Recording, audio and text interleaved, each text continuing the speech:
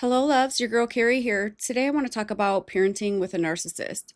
However, if you are in the dating field and you have a child or children, I suggest that you still stick around because something happened to me that I will share with you throughout this video and or at the end of the video.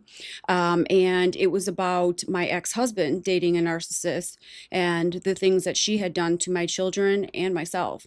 So I think that some of the information that I share will be very helpful for you to look out for basically with your children, especially if you're leaving this individual alone with your children.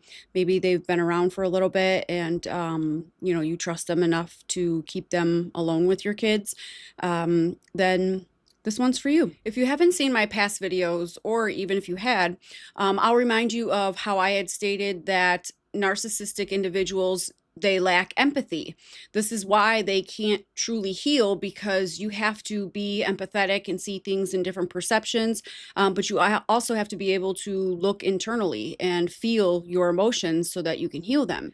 Non-narcissistic individuals, they want children to build a family, for that companionship, for that connection, to maybe have someone carry on their name and so forth.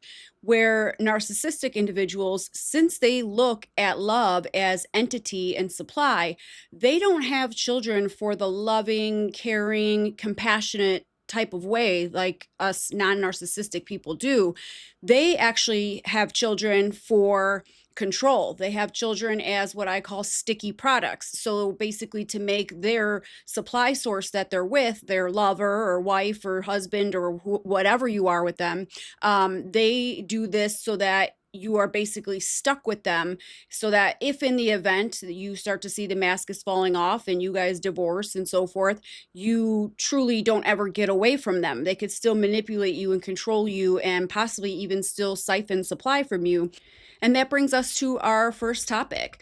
They will make false allegations against you, either framing you as the abuser, exaggerating situations that may occur. They will do these things so that they can gain control, but then also so that they can manipulate you to punish you against the system. They will also do this to start putting into the children's minds like that you're the bad person versus themselves. Number two, they'll use the child as a pawn. They will literally use the child to hurt you, to punish you, to degrade you, basically to get back at you for any situation that maybe they tried to use as manipulation, but you were smarter than whatever tactic that they were trying to use. And so what they'll do is there's got to be a way to get back, and they know that the number one importance of your life is your children, so they will use them as pawn to basically hold over your head as a way to make you do things and manipulate you into things, so that therefore you do it just because of the fact that you're trying to protect your child or your children, and obviously at the cost of yourself. They will do things like block access to your children when they are in their care or their parenting time. They'll purposely block your number so that it doesn't ring to the child's phone, or they'll like withhold contact or place certain time frames and things that you could call and check in versus, just having free will and calling them anytime that you have availability and want to check in with them and see how they are. They will do this stuff so that it is a way to control you and obviously to maintain you under stress, so that it will cause distress between you and the child or children.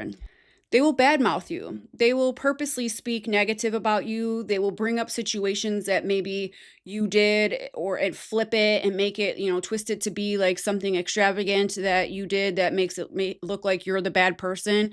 And they will do this so that it can jeopardize and or come between you and your children or child, the relationship that you guys have. They will gaslight the children just like they gaslight you. If the child brings up something that the other parent did, that the narcissistic parent did, and it made them look bad, or it's not giving them a good image, or, going against their ego, they will gaslight them. They will make them think that their memory's wrong, or that they, don't have the real sense of reality, just as much as they will do to you as well, to make it so that they're the good person and that they're actually, the victim out of the situation.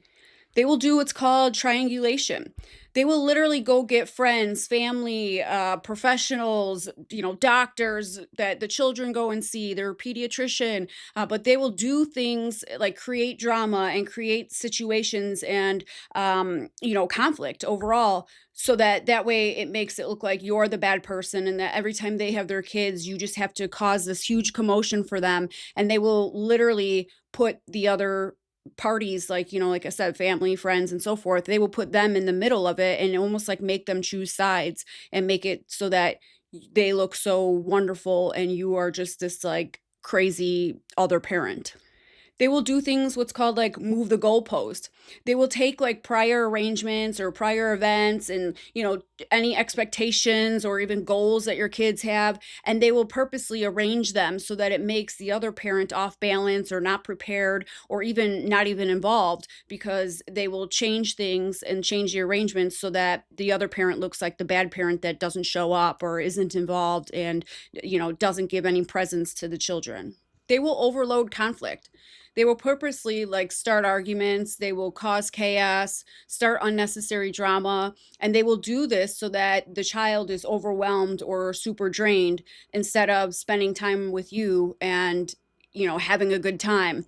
Or they may even do it so that the child is just overwhelmed in general and then blame it on you. They will perform smear campaigns against you. They will tell the school that you're this horrible person. They'll tell parents, they'll tell family, friends, old neighbors. They will literally stage you as this horrible person. And then that way, when you are around those individuals, they will truly think that that is who you are.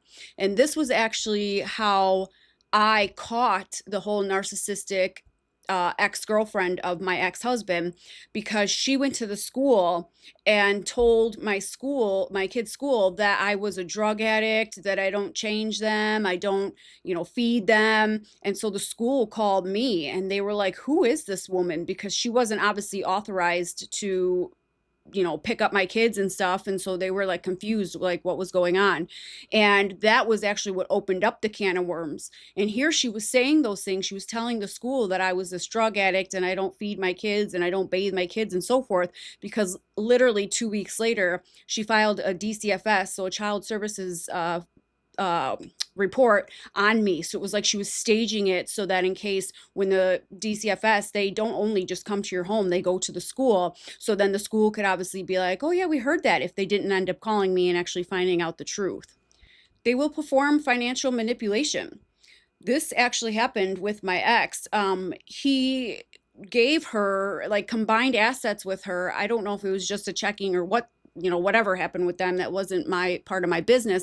But all of a sudden, he wasn't sending like the school supply money, and like we have to split any extracurricular stuff. And he's like, oh, well, I don't have my quick pay set up. I'm like, well, what happened?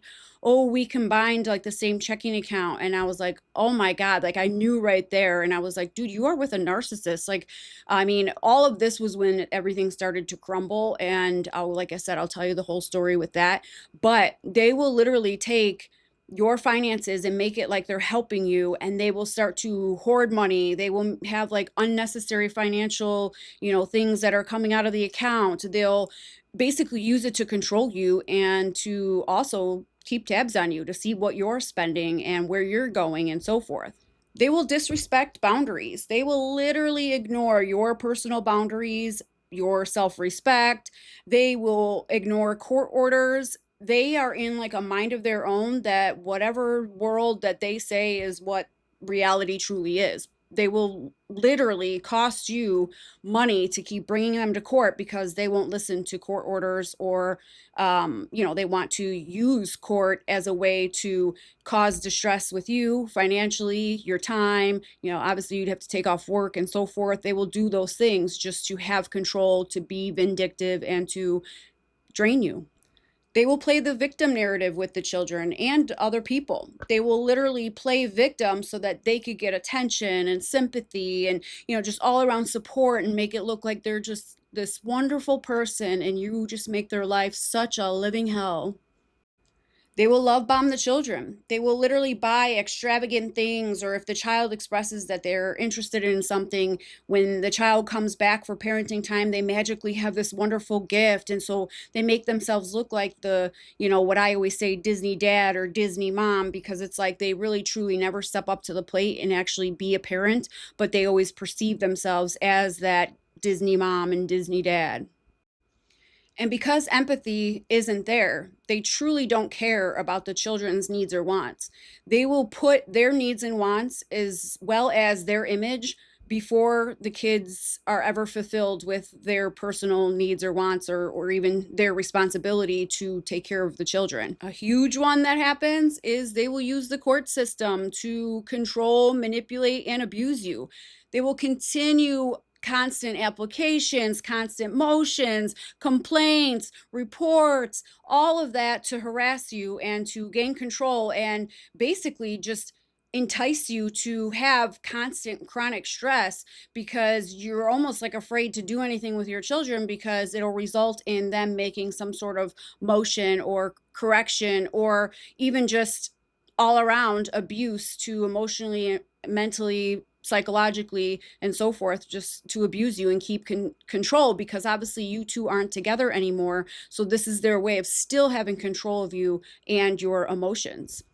And the one we all know is they don't have accountability. They lack accountability. So they will never, ever, ever take responsibility or accountability for anything that they're supposed to be doing for the child or the children. They will blame everyone else then when something falls through the cracks because it wasn't them. With my ex again, he would allow the girlfriend to do homework with my kids because I would be at work, and supposedly, on his days, he has them 2 school nights overnight, and he would have her do the homework, and we would constantly get these yellow sheets that the homework wasn't done.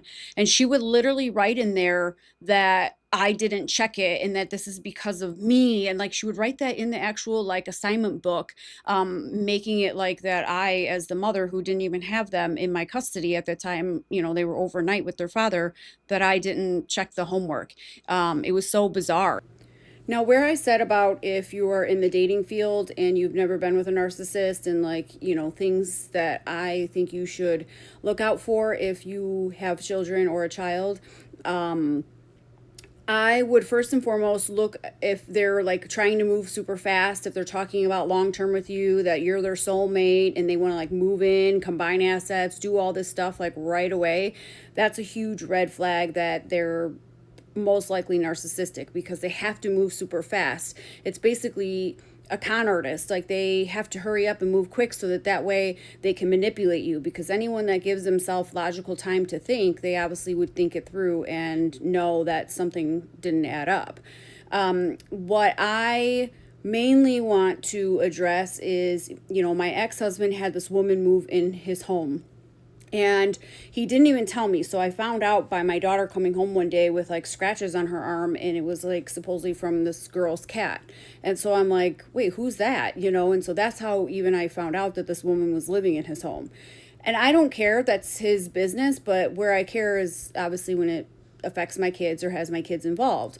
So after that, now that I know that she's living there, I befriended her. I was bringing this woman to my salon, and I was like doing her hair for free. I borrowed her my clothes. Like they went to some country concert, and I was like, oh yeah, here, you can wear my leather pants. Like I didn't care. Like I'm not a vindictive person. I'm a very friendly person. Like I just don't do drama, And so here I am befriending this woman, thinking that she's a cool person, because of course she's basically love bombing me. But I'm thinking, oh, this is great. She's living with my kids. Like I want to keep that, just kosher, friendly relationship.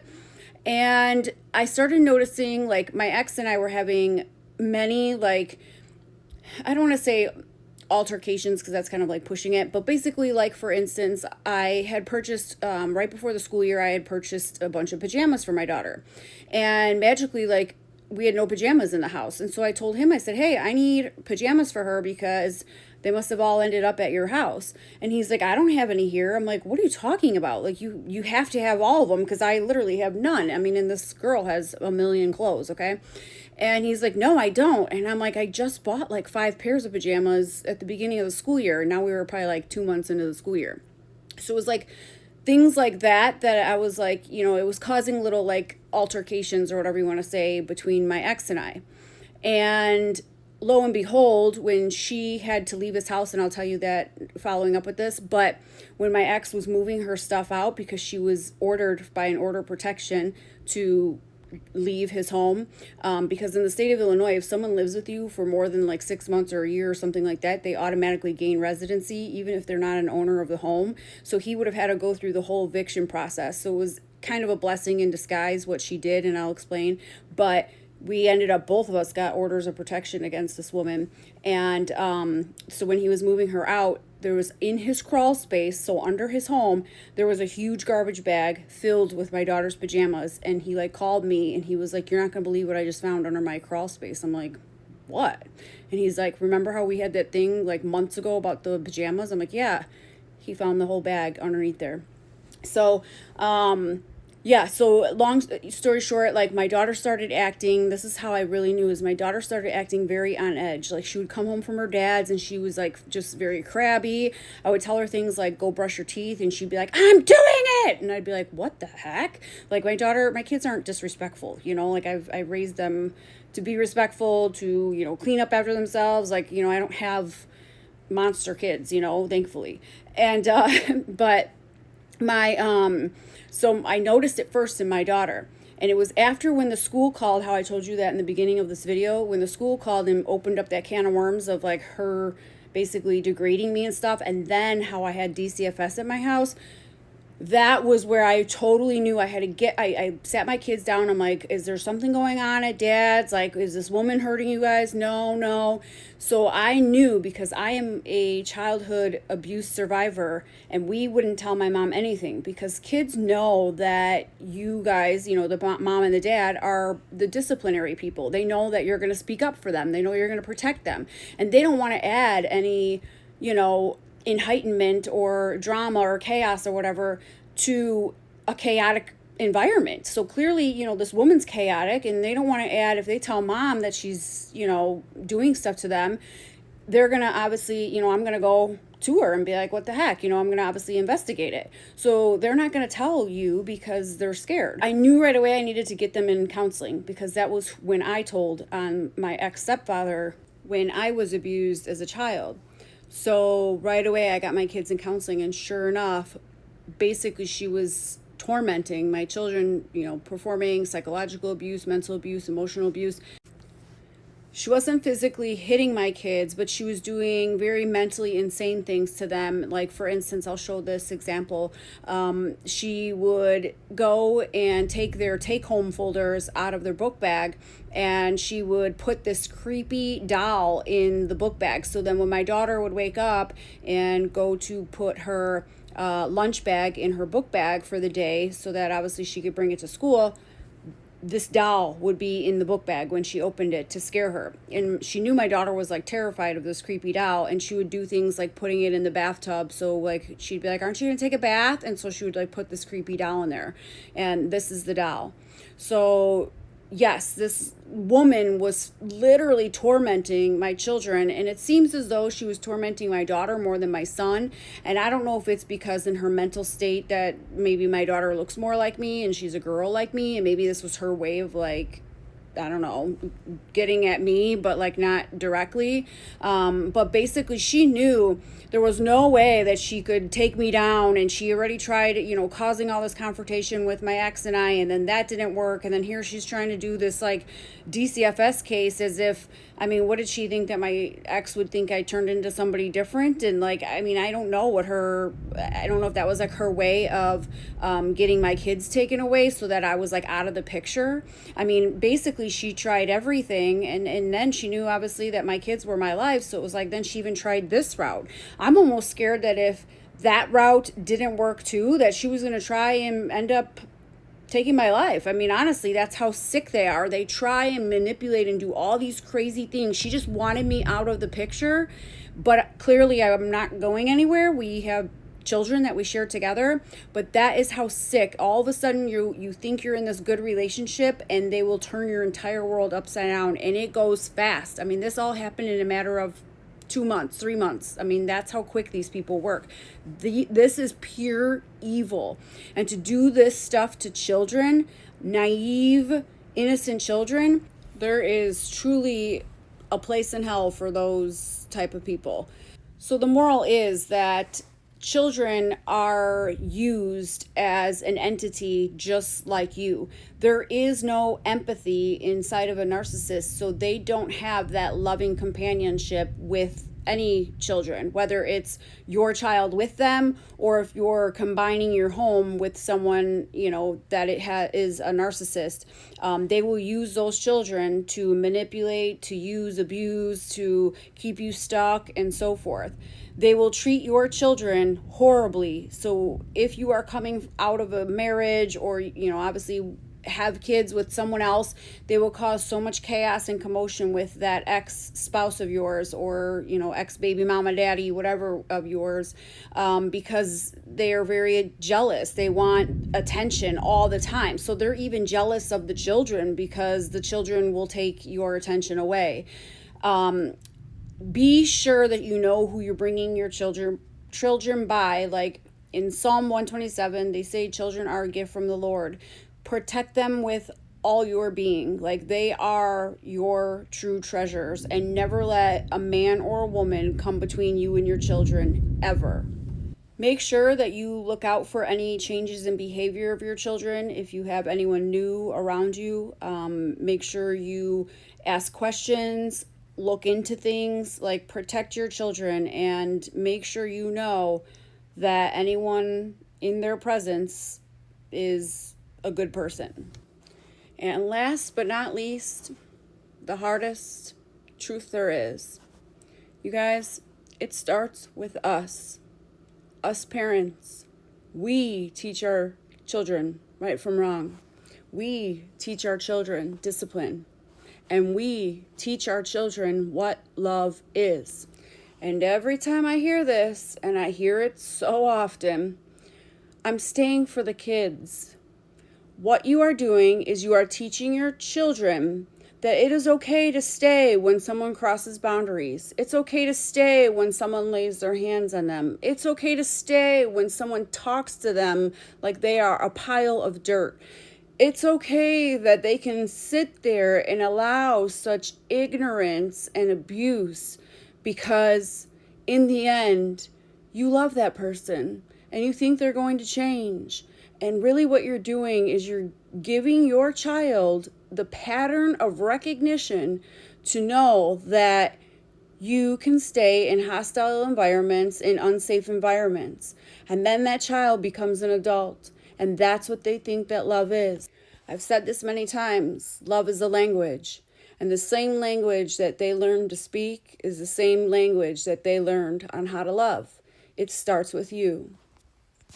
From birth to age 8 is when a child learns all of their beliefs, all of their traditions, how they are to interact with different people, whether it's an intimate situation or even the exterior public. They learn all of these things from their parents. So if you are raising your child in hostile environments, teaching them that love is based on conditions, if you're teaching them that love is of sacrifice and evilness, that is what they understand love to be. Just like if you raise them in a Catholic environment for religion or traditional things that you do, maybe, going to prayer or mosque, 12 hours a day or whatever different religion type traditions and so forth are. Teaching them about Santa Claus and the Easter Bunny and all of that kind of stuff, those traditions that you have, they are learning love the same exact way. And if they are grown to know that love is a sacrifice, it's only on conditions, it's of toxicity, it's of trauma, they don't know love as what it truly is. They don't know that it is of peace and of unconditional value. They don't know that it is of the compassion and care and love and physical touch. They don't know any of this stuff because you have them in environments and teaching them what love is not. Now, this is not to victim blame or to even show shame. I am one of those people. I was raised in knowing that love was of toxicity. I am a former childhood abuse survivor. I lived in poverty when my mother escaped her abuser. And so I learned love even as sacrifice. And because my mom was sacrificing herself to support kids now on her own, I then knew emotional immaturity, and I didn't have that loving companionship from my mother. And my father had abandoned me. He was not around. So the love that I learned was always of chaos and commotion and struggle and sacrifice and so forth. Please do not raise your children in these environments to learn that same pattern and to learn that behavior and think that that is acceptable. This starts with us, and it needs to be addressed by showing and being that example of the love that they deserve and that you deserve.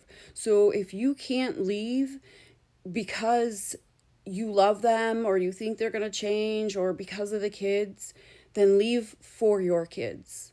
Leave and be the love that your kids deserve and the love that they should be shown and they need to be taught because they deserve it.